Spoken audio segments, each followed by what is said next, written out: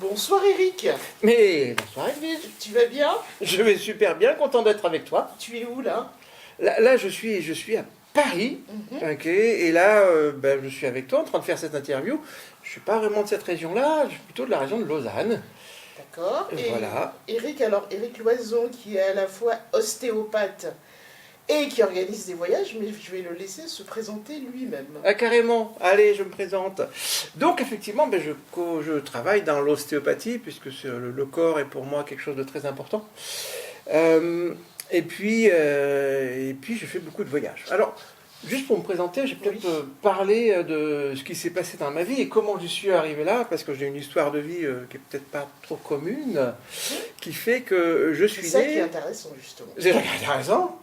Je suis arrivé sur cette terre, et des fois c'est comme un meuble Ikea, on ouvre le carton, il manque des vis. C'est un peu la même chose. Il m'a manqué quelques vis au départ, puisqu'en fait je suis né avec tous les 10, DYS, donc toutes les dyslexies, toutes les orthographies, tout ce qui va avec. Ce qui fait que dans cette société, au niveau école, j'ai pas été bien loin, puisque rien ne rentrait, rien ne fonctionnait.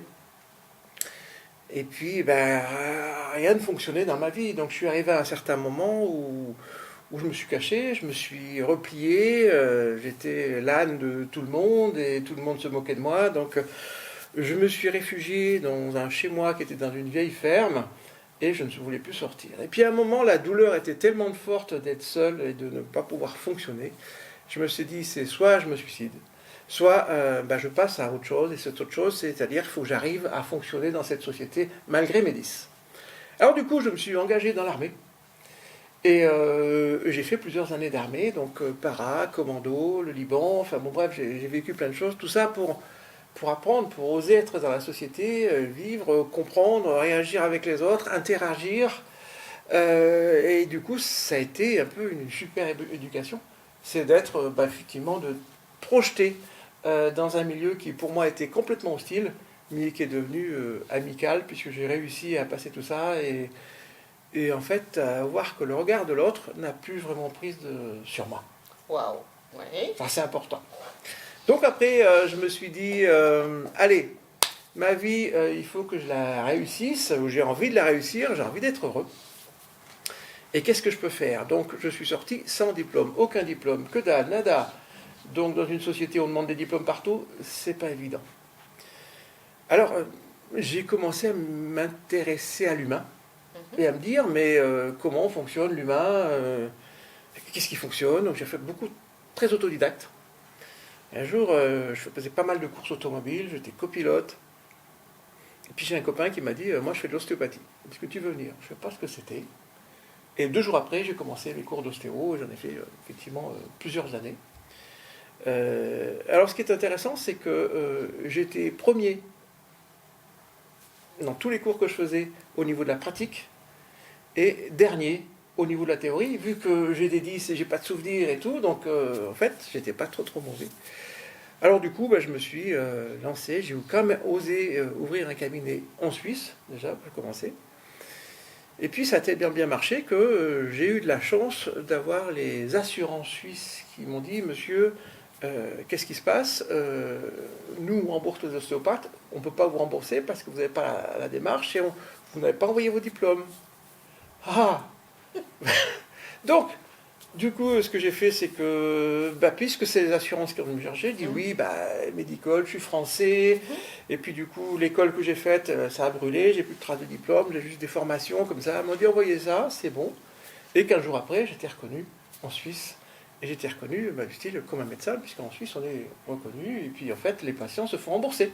Waouh, ouais. Voilà, ça c'était il y a 40 ans. C'était il y a 40 ans. T'as quel âge maintenant, Eric? Pardon? T'as quel âge maintenant? Oh là, je suis à la retraite. Ok. Donc on a bien passé les 60. Voilà. Mais tout va bien. J'ai pas l'impression de l'être, ça c'est une chose. Et puis, très vite, j'ai essayé de faire de l'acupuncture, donc j'en ai fait pas mal, et puis je me suis lancé dans la psy. Et j'ai remarqué qu'en fait, qu'en travaillant avec les gens en ostéopathie sur le ventre, et d'un seul coup, en travaillant sur le foie, sur le rein, en fait, ça changeait toutes les hormones toute la chimie qui est remontée au cerveau, et du coup, les gens avaient une autre attitude. Donc, j'ai créé une technique qui s'appelle l'éthiopsychologie. Ça s'écrit comment? Éthiopsychologie. Éthio, ETIO, psychologie, tout Ok. simplement. Voilà. Que malheureusement, j'ai dû laisser tomber, parce qu'en fait, les psys n'étaient pas contents que j'utilise le mot psychologie, donc on l'a laissé tomber, mais ça existe toujours. Et du coup, ça a tellement bien fonctionné que j'ai écrit un livre qui est préfacé par le docteur Henri Joyeux, qui me dit t'as raison, continue, c'est bien ça. Et puis j'ai eu la chance de pouvoir donner ma formation aux profs de l'Université de Genève. Donc j'ai enseigné à tous ces profs, alors que j'ai mes cours de psy de ma vie. Et ils ont appliqué mes techniques, ils sont venus chez moi pour apprendre ce que je faisais. Donc en fait, je suis très heureux parce qu'en fait, mes diplômes, c'est ça. Ce sont tous ces gens et maintenant tous ces médecins qui me suivent. Et du coup, toutes ces portes d'entrée, en fait, c'est des diplômes que je pourrais avoir accrochés un peu partout et j'en ai pas mal. Puisque les gens sont plutôt contents, heureux de venir et faire mes traitements d'ostéo et de psy. Alors après, j'ai dérivé en me disant, mais c'est bien la psy, mais dans un bureau, c'est un peu court. Je me sens un peu serré, un peu comme ça, même si on peut avoir un joli bureau. Alors du coup, je me suis dit, je vais amener les gens à l'extérieur. J'ai commencé avec une personne allant dehors, et en travaillant dehors, et en partant la journée avec elle, en faisant faire des exercices. Et puis un jour avec 2 personnes, et puis ça a duré une semaine, et puis 3, 10, 15, 20, 30 personnes. Et du coup, j'ai lancé les voyages de l'insoumis. Les voyages de l'insoumis. On y arrive, les voyages de l'insoumis. Donc ce sont ces voyages qui vont permettre de travailler sur soi et d'être directement, je dirais, confronté à tout ce qui nous dérange. Mais l'idée, c'est de confronter avec bienveillance.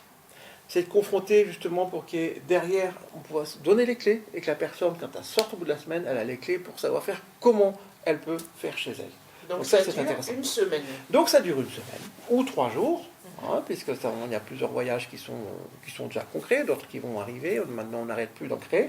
Donc, ça va très bien. J'ai la chance de voir que quand les gens font un voyage, généralement, à la fin du voyage, le dernier jour, ils me disent « Ah, Eric, on s'inscrit tous pour un prochain. Tu nous en crées à nouveau. » Donc, apparemment, ça fonctionne bien, puisque les gens en redemandent et en redemandent et en redemandent encore. Alors, la particularité de ces voyages, et je crois que tu aimes bien ça, c'est... Oui, alors moi, moi qui suis très dans le contrôle et dans le mental, il y a le côté inconnu qui va me permettre de me dépasser, donc de grandir, de descendre le mental complètement par terre et de grandir, puisque c'est fait pour ça. C'est fait On pour ne ça. sait pas où on part en plus, c'est ça, Eric? Alors, c'est un aéroport, une gare. Donc, on vient là, à l'heure précise. On sait qu'à une semaine, 3 jours après, on sera au même endroit. Et entre deux, on ne sait pas où on va, on ne sait pas où on mange, on ne sait pas ce qu'on va y faire, on ne sait pas quelles vont être les rencontres. On sait juste qu'on va être changé, on va être différent, on va avoir des clés pour résoudre nos problèmes dans la vie. Et ce qu'il faut, c'est juste faire confiance. Il faut laisser le mouvement aller. Il y a des bêtes. Des bêtes. Alors, des bêtes, peux-tu préciser? J'ai peur. Des animaux. Oui. Ah. Alors, les araignées, les scorpions, on n'est pas les dans dragons. Oui, il y a des dragons, mais ça, oui, il y en a. On n'est pas dans Fort Boyard. Donc, on ne va pas se trimballer dans les serpents, on ne va pas aller manger tout ça. Non, pas du tout, c'est pas du tout ça. L'idée, c'est quand même se confronter à soi-même par rapport à sa propre psychologie, par rapport à ce que l'on est soi-même. Donc, il faut savoir quand même que quand on pense, souvent, ça se transforme en croyance, et cette croyance se transforme après en conviction. Et ensuite, quand on a des convictions qui sont erronées, ça se transforme en, sac de merde. Donc, il faut changer un peu tout ça, il faut revenir à la base pour voir qu'en fait, qu'on peut construire, fonctionner différemment. Et ça, c'est souvent aussi en fonction de nos hormones, de notre chimie, il faut arriver à changer ce corps qui est là. Donc, il n'y a rien de magique, c'est très réfléchi, très concret. Et dans les voyages, pour à peu près toutes les 2-3 heures, on change de place, on ne sait pas où on va. Et c'est un voyage itinérant, avec des thèmes différents. Donc, on a un voyage où on va travailler sur tout ce qui est rapport à l'argent, rapport à la nourriture, rapport à toutes ces peurs, le toit, enfin, rapport à tout ça. Pendant une semaine, on se confronte justement à tout ce qui est, ce qu'on appelle le reptilien de notre vie de tous les jours. Un autre qui va être beaucoup plus dans l'émotionnel, comment on gère notre émotionnel ou notre dragon intérieur, on va dire, puisqu'il s'appelle l'antre du dragon. D'accord. Le premier, il s'appelait comment? Le premier, c'est rendez-vous au D'accord. bienvenue en terre inconnue, Oui. comme Frédéric Lopez. Je fais ça avant lui quand même. Ça fait depuis moi pas mal de temps que je le fais. Le troisième, c'est dans la tête d'Albert, puisque ça va être le mental, la réflexion, comment on agit les uns par rapport aux autres, et comment on va se persuader qu'on a raison alors qu'en fait on l'a pas. Donc en fait, c'est vraiment ce côté mental qui va être là. Et puis aussi, on a un autre voyage, donc on a des voyages qui sont plus courts, de 3 jours, D'accord. où là, c'est arriver à savoir comment on communique entre nous. C'est-à-dire qu'en fait, qu'est-ce que c'est qu'un jardin secret? Parce que ce cas, ça dit, un jardin secret, c'est un truc qu'on ne parle pas. C'est pas comme ça, un jardin secret, c'est beaucoup plus pointu. Et comment on parle à quelqu'un? Et comment on arrive à dire des vérités sans choquer l'autre, sans le mettre en colère? Tout ça, ça s'apprend en quelques jours. Et bien sûr, toujours en voyage. Et voilà, alors je peux le dire le lieu, puisque celui-là, ça sera en Suisse. D'accord. Qu'on On organise. part en Suisse ou on vient, le départ est en Suisse ou comment ça se passe en général pour Donc, alors, les ça se différents passe types? bien. Donc, on part et on ne D'accord. sait pas où on va.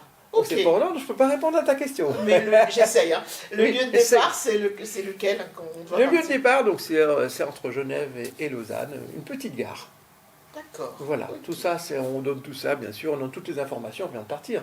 C'est évident. Pour pouvoir venir Pour pouvoir. et y aller. Exactement. Il y a tout sur le site. Il y a tout sur le site, donc lesvoyagesdelinsoumis.com. D'accord. Voilà. Alors actuellement, cher ami, je ne sais pas quand est-ce que vous allez voir cette vidéo, mais actuellement on organise des journées waouh. Mhm. Journée waouh, c'est une journée. Donc on a une journée à Paris, une journée à Montpellier, Oui. une journée à Genève, passer ensemble, où je vais montrer tout ce qui se passe à l'intérieur des voyages. Donc non pas les exercices, mais en fait toutes les techniques qu'on utilise. D'accord. Comment on ruse. C'est intéressant de connaître ça parce que quand on fait le voyage, ça on ne peut pas le savoir. Il faut des vaccins ou pas pour des voyages? S'il faut des vaccins. Oui. Alors, contre la bêtise, oui. Ça dépend contre quoi. Non, il ne faut pas des vaccins, puisqu'en fait, on va rester. De toute manière, on reste en Europe. Ok. Voilà. Il faut une préparation mentale. Alors, déjà, il faut avoir envie. C'est ça la préparation. C'est de se dire voilà, j'ai peut-être un problème dans ma vie. J'aimerais faire un choix, décider. Je manque un peu de confiance en moi. Je suis dominé, je suis sous le regard des autres et c'est en fait les autres qui dominent ma vie. En fait, c'est de se dire, tiens, est-ce que je suis prêt à changer quelque chose dans ma vie pour aller mieux? Donc c'est ça la préparation, c'est vouloir envie, avoir envie. Ça peut être un problème de couple, ne pas s'entendre dans le couple, et pourquoi on ne s'entend pas, pourquoi on s'engueule, pourquoi on ça, alors qu'en fait, on s'engueule surtout beaucoup plus sur la forme, alors que le fond, on est bon, mais la forme, elle n'est pas bonne. Donc ça, il faut le comprendre. Ok. Tout ça, il y a des trucs à comprendre, tout ça. Et ça, c'est ce que j'essaye d'apprendre et d'enseigner à tous mes voyageurs qui sont là pour arriver à changer vraiment de vie, parce que ce sont vraiment des clés. J'ai cette chance de rencontrer des gens, de voir des gens qui ont fait un premier voyage à 10 ans. Oui. Et quand ils arrivent, un deuxième ou troisième voyage qu'ils font, ils disent, mais tu te souviens, c'était il y a 10 ans, je me souviens, c'était le jeudi. Tu te souviens le jeudi, ce qu'on a fait le jeudi matin? Et là, c'était cool. Donc en fait, les gens peuvent se souvenir, il y a 10 ans en arrière, quel exercice ils ont fait, quel jour ils ont fait. Donc tellement c'est fort. Et c'est intéressant pour eux parce que ça a marqué, parce que ça a changé leur vie, véritablement. Et cette chance aussi, c'est que ça change aussi la vie de ceux qui sont autour. Oui. Quand ils rentrent, la personne dit, mais qu'est-ce que tu as fait? Tu es différente, ça va mieux. Mais généralement, les gens ils viennent en disant, mais c'est ma cousine, là, elle va tellement mieux, là, le sourire, je veux faire la même chose. Voilà. À tout âge, on peut le faire ou... Alors, tout âge, non. Il y a quand même des restrictions qui sont là. Mhm. Donc, nous, on demande, pour être bien dans les clous, c'est avoir 18 ans. Oui. Voilà. Ou faire le voyage moins de 18 ans, mais là, il faut qu'il y ait un des deux parents qui soit présent, qui soit responsable, qui soit là, parce qu'en fait, on n'est pas une secte du tout, donc il faut vraiment être voilà, c'est bien là. Après, on demande à la personne de pouvoir porter un sac à dos sur, par exemple, maximum, c'est 20 à 25 km dans la semaine, D'accord. ce qui veut dire que ce n'est pas énormément non plus. Mhm. Okay. Mais il faut être capable de le faire. Donc les gens qui sont un peu trop éclopés ou peut-être trop âgés, donc ça peut être un peu plus difficile. J'ai eu des personnes qui ont passé 70 ans qui sont quand même venues Parce qu'en fait, c'était un petit peu des anciens sportifs, enfin, du moins, ils arrivaient à fonctionner, à faire quelques kilomètres dans la journée. Donc voilà, c'est la seule chose qu'il va y avoir, c'est capacité physique. Et D'accord. voilà.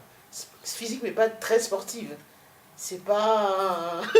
J'essaye. J'essaye. Elle a peur pour elle. Non, tu vas pouvoir venir, ma belle. Ok. On vient en couple, on vient seul, les deux sont possibles. Voilà. J'ai des couples qui viennent effectivement. Et j'en ai même eu un qui, pendant la semaine, s'est promis de se marier et carrément a fait la démarche pendant la semaine. Donc en fait, ils venaient, en fait, c'était pour voir s'ils allaient se séparer ou pas. Et à la fin de la semaine, ils sont partis plutôt remariés. Et c'était bien parce qu'en fait, ils ont compris leur système de fonctionnement. Donc oui, un couple, on peut venir seul, bien sûr. Et on peut venir avec... j'ai aussi pas mal de parents. Un parent qui vient avec son enfant. Donc sa petite fille, un garçon, voilà, une mère qui vient. La dernière, c'était une mère avec son fils. D'accord. Et en fait, elle avait fait un voyage d'avant avec la mère avec sa fille. Donc voilà. Mais après, quand on commence, on devient accro, c'est ça le truc. C'est tellement magique. Tu disais que les gens revenaient régulièrement. C'est ça, c'est tellement magique. Ouais, avec des nouveaux voyages, des nouveaux types exactement. de voyages. Des nouveaux endroits. Et on fait jamais 2 fois le même exercice, même à des voyages différents, on ne fait jamais 2 fois la même chose.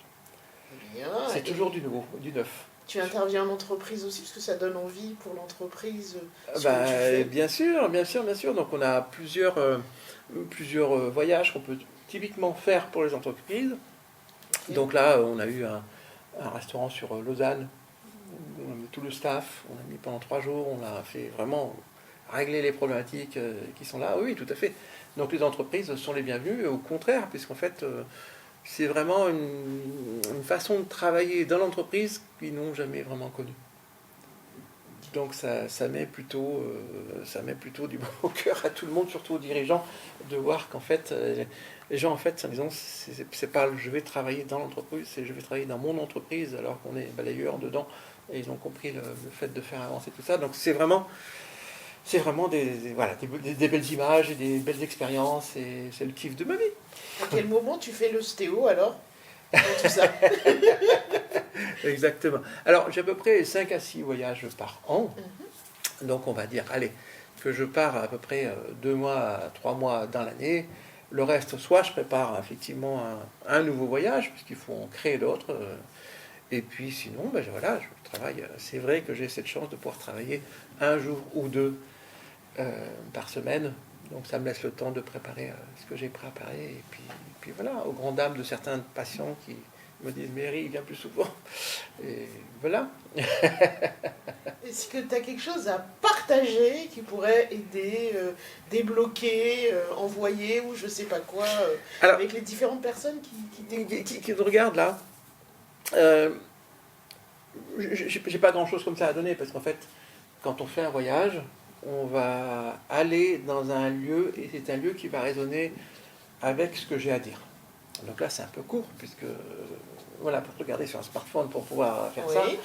Mais simplement, je voudrais déjà, allez, reconnaissez vous en vous quels sont vos désirs, ce que je veux, et quels sont les besoins. Désir et besoin. Désir et besoin. Quand on se trompe, on va répondre aux besoins. En fait, on va vivre dans une certaine urgence. D'accord. Okay. Mais on oublie de vivre ses désirs. Okay. Un désir, c'est un peu plus loin à préparer. Un besoin, c'est beaucoup plus rapide. Mais c'est très lourd, c'est très difficile. Quand je dis aux gens, mais pourquoi le matin vous allez travailler? Parce qu'il faut bien que je paye les impôts. C'est ça le désir. Le désir de ta vie, c'est de payer tes impôts et ton loyer. T'es sûr? Donc il manque quelque chose au bout. Et si on s'arrête là, la vie devient beaucoup plus lourde et difficile. Pose-toi la question. Désir et besoin. Voilà. Il y aura plein d'autres. On peut dire plein de choses, hein, Tour. Okay. Pourquoi toi tu t'es inscrite au voyage? Justement, comme je disais, pour descendre du mental. Ouais. Moi qui suis dans le contrôle à fond. il n'y a pas de bête. Donc ça. Non, fera pas de promis. serpent.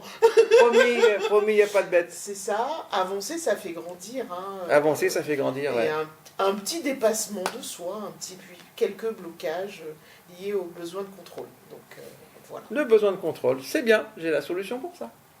Merci Eric. Edwige, À bientôt. à tout bientôt les amis. Ciao ciao.